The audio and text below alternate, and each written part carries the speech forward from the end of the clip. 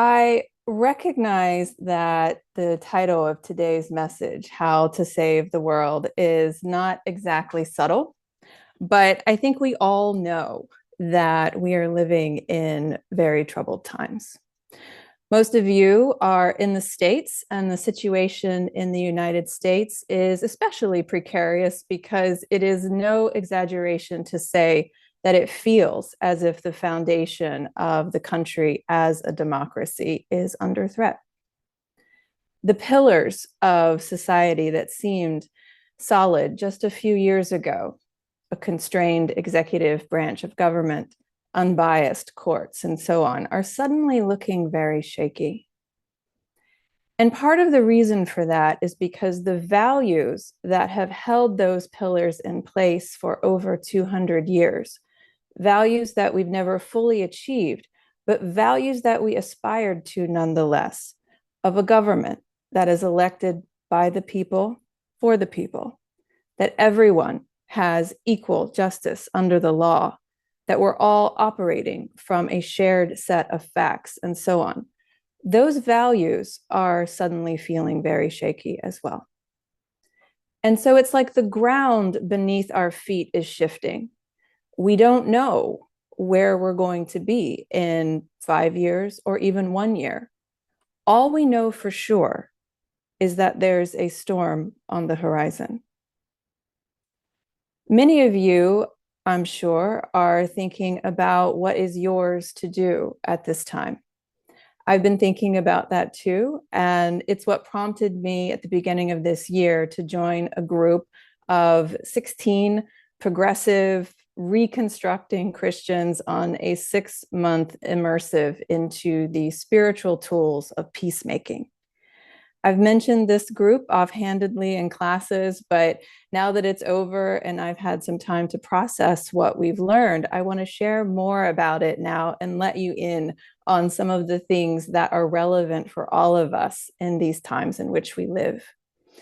Incidentally, if you want to know more about the program I was part of, it's called Journey of Hope, and it's run by a nonprofit called Global Immersion, which has the very admirable mission of helping Christian leaders move from what they call a religion that dominates to a faith that restores. I am not Christian, obviously. I joined the program because Oshita Moore, a spiritual director and pastor who I admire very much, was co-leading the group. Oshita is the author of my favorite anti-racism book, Dear White Peacemakers. And when I was doing more formal work in the anti-racism space, Oshita was the only contemporary author I found who was basing their work on the principles of Jesus, and specifically the Sermon on the Mount message of love your enemies and pray for those who persecute you. As you might expect, telling people to love your oppressor in anti-racism work is a brave thing to do. So that's what I was doing there. I wanted to learn peacemaking from leaders who actually had Jesus as the model for their work. And particularly, I wanted to learn the tools of nonviolent civil rights resistance because it feels very clear to me that we are going to need to use these tools again. Before I start, I just want to warn you that some of this may be hard to hear, because the culmination of our group's time together was a visit to Alabama, where we visited the Legacy Museum and the lynching memorial in Montgomery. And I can't give you a complete picture of the experience without sharing with you what it's like to be in these spaces and face a concentrated dose of some of the most naked evil our world has ever seen. So I'm going to take you there, but I promise I will take us all to a higher place in the end. If you've ever been to the Legacy Museum, you know that when you walk in, you see a floor to ceiling screen of ocean waves just coming at you, which is a reflection of the journey of at least 12.5 million human beings who were stolen from their homeland, chained, stuffed one on top of the other below the deck of a ship, and forced to endure a 2-month journey while starved and surrounded by their own noxious filth. 2 million died before they even reached the shore. And this is only the first room of the museum.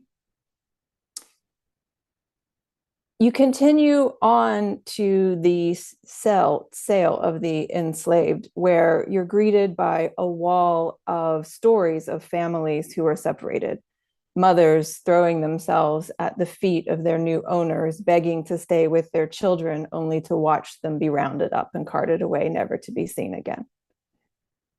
Then you're taken to the life on the plantations, the forced labor, the whippings, the rapings, the escapes and brutal recaptures, the Civil War, the ending of the war, and at last, the abolishment of slavery in 1865. But the story doesn't end there. The formal ending of slavery was followed, of course, by continued institutionalized violence in the form of segregation, the Klan, and over 4,000 lynchings. And to give you a window onto the time, lynchings were so routine that sometimes they would be announced in the paper. There would be vendors, politicians would speak, people would bring their children, and postcards of bodies hanging from trees and bridges were made to commemorate the occasion. Now, what I've just described to you is a fraction of what took place, but it's enough for you to see that this is a picture of the world when ruled by the ego. I'm talking today about the American South, but there are more than enough periods in human history to choose from in this regard. My oldest son was here with us in England last week, and the castle we visited had rooms of swords and axes and cannons. The churches that we visited were bombed by World War II, and the Tower of London is its own category as a monument to cruelty. It is astonishing the utter brutality and the hatred that human beings are capable of towards one another. And hatred that doesn't just come out in the heat of the moment. It's hatred that lives in us, that we defend with everything we have over years and over centuries, if that's what it takes. And if you don't believe me, you can just ask the parts of America that are still fighting the Civil War. And so now the question becomes, how can we possibly overcome such evil? It seems to be rooted in our very nature. It seems to be etched into our very DNA. And if that's the case, how can we truly escape it? But this brings me to what else I saw on our trip.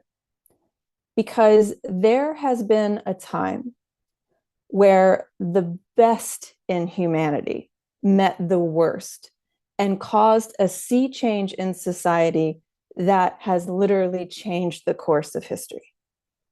And of course, I am talking about the civil rights movement.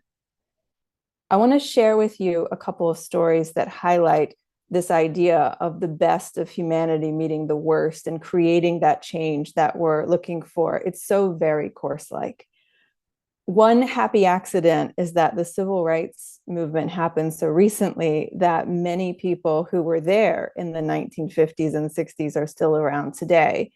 And Wanda, our tour guide in Montgomery, is an example. Her parents were part of the bus boycott of 1955. And as an aside, Wanda grew up near Rosa Parks' neighborhood and amazingly took our whole group right into the front door of her actual apartment, right where Rosa Parks lived. It was amazing. I'll never forget that. But while we were at the Alabama state capitol, Wanda told us about Governor George Wallace, who famously said in his 1963 election speech, "Segregation now, segregation tomorrow, segregation forever." Wallace was so serious about those words that he actually stood in front of the entrance to the University of Alabama to block the path of Black students trying to get in. Later in his life, Wallace recanted those views. And Wanda, our tour guide, said that at one point, Wallace asked to see Congressman John Lewis. Lewis, of course, you may recall, had his skull fractured when he was beaten by police crossing the bridge in Selma. And so when John Lewis met with Wallace, who was he was older at that time and he was wheelchair bound, Wallace asked to touch his head. And so John Lewis bent over and Wallace touched his head, which still had the scars and the bumps of the police batons. And he said to Lewis, "I'm so sorry. Can you ever forgive me?" John Lewis later wrote about that meeting in an op-ed for the New York Times. And in it, he said, quote, "I had to forgive him because to do otherwise, to hate him, would only perpetuate the evil system we sought to destroy. George Wallace should be remembered for his capacity to change. And we are better as a nation because of our capacity to forgive and to acknowledge that our political leaders are human and largely a reflection of the social currents in the river of history." Wallace ran for governor of Alabama again in 1982 and won in part because of the support of Black voters. And when he died, if you can believe this, members of the Black community carried his coffin as a gesture of forgiveness and in recognition of his attempts to make amends for the past. Remarkable. And when we went to Birmingham, we met Carolyn McKinstry. In the South at the time, in the 1960s, bombings of Black homes and community spaces were very common. And some of you, I'm sure, may have heard of the bombing of the 16th Street Baptist Church, where 4 little girls were killed in 1963. Carolyn McKinstry attended that church, and those 4 girls were her friends.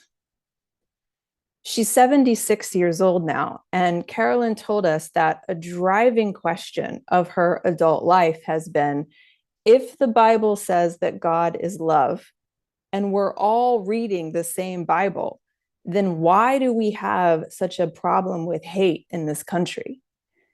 She said that she was inspired to start asking these kinds of questions after learning that Bull Connor, infamous Bull Connor mentioned in Martin Luther King's letter from a Birmingham jail, he was one of the most menacing white supremacists in Birmingham.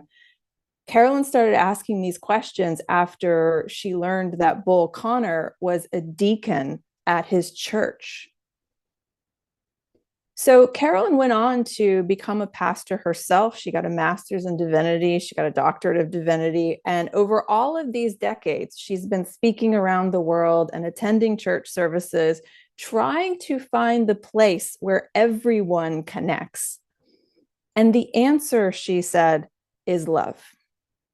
Carolyn told us that the sermon that morning at 16th Street Baptist Church, the day it was bombed, was a love that forgives. And she really wanted us to remember that. She said it was so fitting that that was the sermon topic that day, because forgiveness is at the very center of what Jesus taught us to do. Those are her words. And they should sound very familiar to us as course students. Wanda, Carolyn, John Lewis, and countless others give us a window into what it is that allowed the nonviolent civil rights movement to actually change the world. And it did. The Civil Rights Act passed in 1964, making discrimination based on race illegal. And the next year, the Voting Rights Act passed that removed race-based restrictions on voting. These are huge accomplishments achieved by ordinary people through the power of love. They use Gandhian nonviolence, and they use the Sermon on the Mount, which of course is Jesus. Of course, wasn't around then.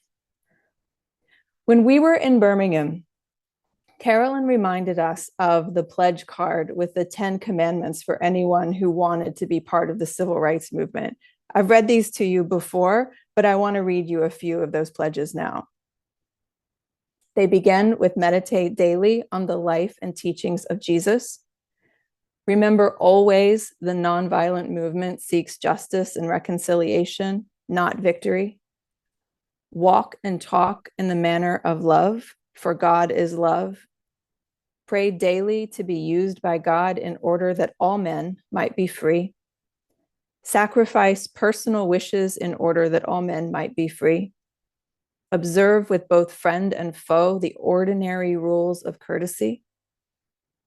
Seek to perform regular service for others and for the world. Refrain from violence of fist, tongue, or heart. Strive to be in good spiritual and bodily health. Carolyn told us that in her church, she heard Martin Luther King speaking these principles to the congregation. She said she heard protesters being told that if they are attacked, they have two choices: do nothing or drop to the ground and pray. The rule was not one hair on his head is to be harmed. And they weren't talking about their own. They were talking about the people who were attacking them. And if those who wanted to join the movement and protest felt that they couldn't do that, if they felt that they could be attacked without fighting back, then that they couldn't be attacked without fighting back, rather, then they would be given something else to do. Office work, driving people around, that kind of thing. You were only put on the front lines if you could actually walk and talk in the manner of love. I don't think he was the first to say it, but Martin Luther King said the best way to destroy your enemy is by making him your friend. He regularly preached a sermon on loving your enemies, a sermon that I've referenced in another sermon that I've done on Martin Luther King in January. And I want to read you an excerpt of that sermon. In it, he said, and let us pay attention to this because this is so relevant to us as course students. He says, I want to turn your attention to this subject of loving your enemies. It's so basic to me because it is a part of my basic philosophical and theological orientation. The whole idea of love, the whole philosophy of love. In the 5th chapter of the gospel, as recorded by St. Matthew, we read these very arresting words flowing from the lips of our Lord and Master. Ye have heard that it has been said, thou shalt love thy neighbor and hate thine enemy. But I say unto you, love your enemies, bless them that curse you, do good to them that hate you, and pray for them that despitefully use you. Yet ye may be the children of your Father, which is in heaven. And King goes on to say, certainly these are great words, lifted to cosmic proportions. And over the centuries, many persons have argued that this is an extremely difficult command. Many would go so far as to say that it just isn't possible to move into the actual practice of this glorious command. They would go on to say that this is just additional proof that Jesus was an impractical idealist who never quite came down to earth. So the arguments abound. But far from being an impractical idealist, Jesus has become the practical realist. The words of this text glitter in our eyes with a new urgency. Far from being the pious injunction of a utopian dreamer, this command is an absolute necessity for the survival of our civilization. Yes, it is love that will save our world and our civilization. Love even for our enemies. And then King added, let me hasten to add that Jesus was very serious when he gave this command. He wasn't playing. Again, As course students, all of this should sound very familiar. And this is what we need more of today. We need to mend what is broken in our society through love. Imagine in these troubled times, if we had another large-scale mass movement to love those people that we think are the problem. The other side politically, powerful corporations, Putin and Trump, countries that have become authoritarian, those who are working overtime right now to make liberal democracies authoritarian, those in your own life who you've long despised. The list is long. But as we've learned from Jesus and as we've seen in action in nonviolent social justice movements, we can look at all of this with the strength to say, I'm not going to cooperate in your program. I may, in fact, actively work against it. But I am going to love you, and I'm going to make sure that you know it. I want to play a song for you that was recorded during the march from Selma to Montgomery. This one's called I Love Everybody. I won't play you the whole thing, just about a minute and a half, but I'd like you to listen to the words. This is a recording from 1965, so if you have trouble hearing it, they're singing I Love Everybody in my heart, and they're also singing You Can't Make Me Doubt It in my heart. I love everybody. I love everybody in my heart. I love everybody. I love everybody. I love everybody in my heart. Well, you can make me doubt it in my heart. I make me doubt it in my heart. You can make me doubt it. You can make me doubt it. You can make me doubt it in my heart. I feel the spirit burning. I feel the spirit burning. I feel the spirit burning in my heart. I feel the spirit burning. I feel the spirit burning. I feel the spirit burning in my heart. Oh, I love everybody. I love everybody. I love everybody in my heart. Oh, I love everybody.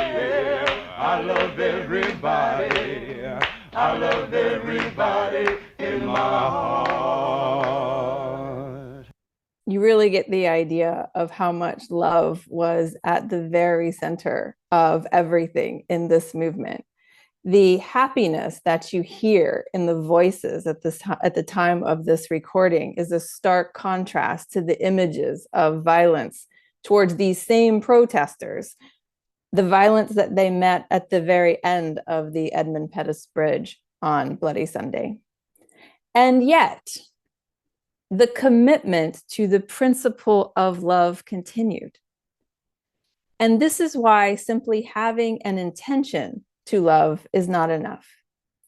The thing that will allow you to get beat down and get up again and sing, I love everybody in my heart, is a principle, and it's a practice that, as King said, just becomes a basic part of your philosophical and theological orientation. Meditate daily on the life and teachings of Jesus. Remember always to seek reconciliation, not victory. Walk and talk in the manner of love, for God is love. Pray daily. Sacrifice personal wishes. Observe with everyone the ordinary rules of courtesy. Perform regular service for others and for the world. Refrain from the violence of fist, tongue, and heart, and strive to be in good spiritual and bodily health. The only way out of the destructiveness of a world ruled by the ego is to devote ourselves to a practice of climbing above the ego. And it has to be daily. And the Course defines ego as the belief that we are separate from each other and from God, and that we get our needs met through attack. If we don't actively seek to dissolve our ego every day, then our ego will continue to grow in our mind like a weed and do what egos that are free to grow do. It will exploit and attack, ignore and neglect. Our egos will enslave. They will lynch people. They will subjugate people, seize power. And it will tell us that everyone else is the problem. The human ego is an incredibly stubborn and resilient thing. To rise above it is like learning to play a musical instrument. Unless you practice every day, without fail, you won't improve. The instrument doesn't lie. And just as if you haven't been practicing your piano, everyone will know. If you haven't been practicing your spiritual path, everyone will know as well. And that's where we should be honest and admit if our spiritual music isn't sounding so good. We should admit the possibility that while we're going about our business, scrolling through our phones, professing our spiritual ideals and quoting A Course in Miracles, maybe we aren't actually improving. One of my favorite Marianne Williamson quotes is that those who understand spirituality, you all have heard me say this before, those who understand spirituality should be the last ones sitting out of a world on fire, because we know how to change the human heart. And if you know how to change one human heart, you know how to change the world.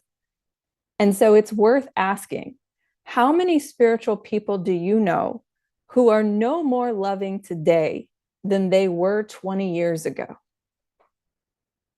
And it's also worth asking, are you? It's important to say that we need to love our enemies. So many can't even get that far. It's such a stretch. But just saying it is not far enough. You can't just will yourself to love someone. It's against our nature, our ego, and our survival instincts to love someone who is attacking and oppressing us. And that's why we need the daily discipline. We need the daily discipline in the principles of love, forgiveness, and beloved community. And that's what I believe will save the world.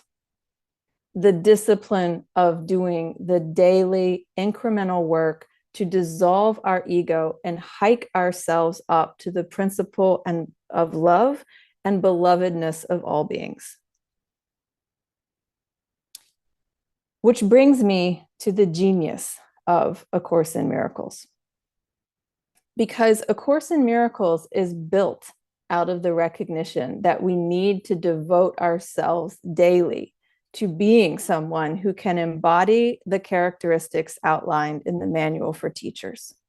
Someone who is trusting, honest, tolerant, gentle, joyful, defenseless, generous, patient, faithful, and open-minded.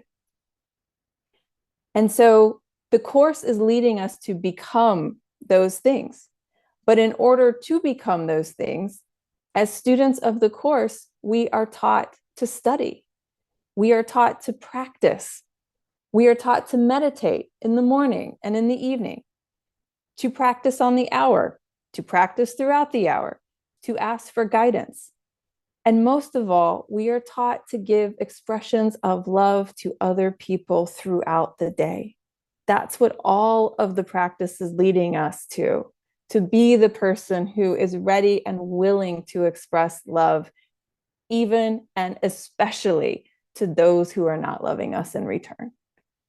That's why it is so interesting and so perfect that the Course follows an educational model and not a religious one.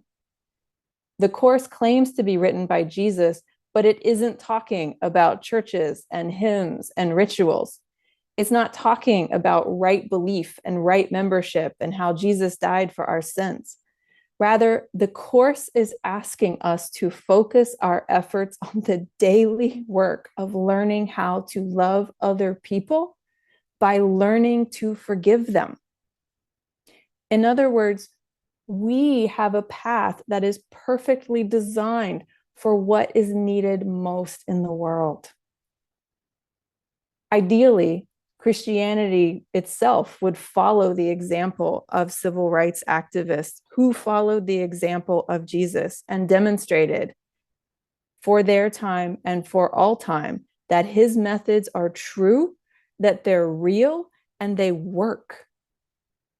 Ideally, our schools would put a central focus on teaching children how to love and respect and be generous, be tolerant, and to forgive. And then having that foundation carry through to higher education and beyond. You don't have to bring Jesus into it to teach these ideals.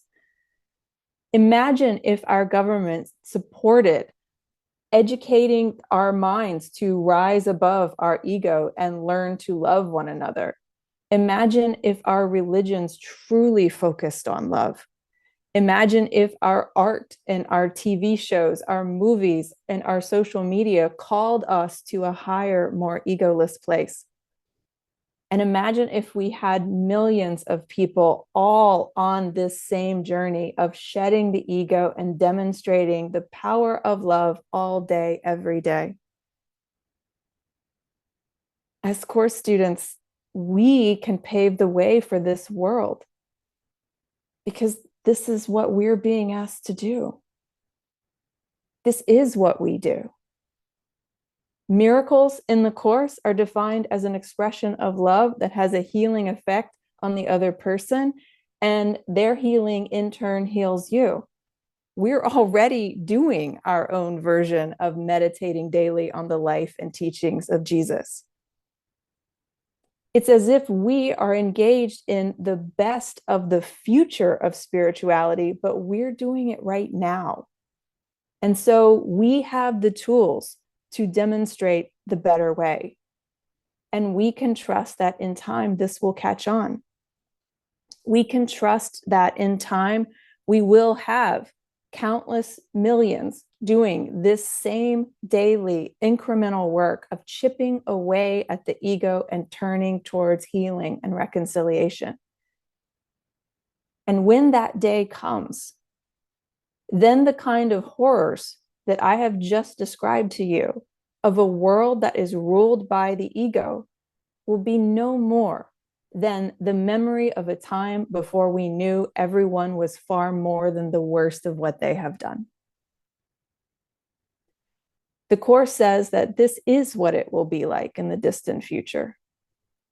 There's a section in the text called The Cost of Idols.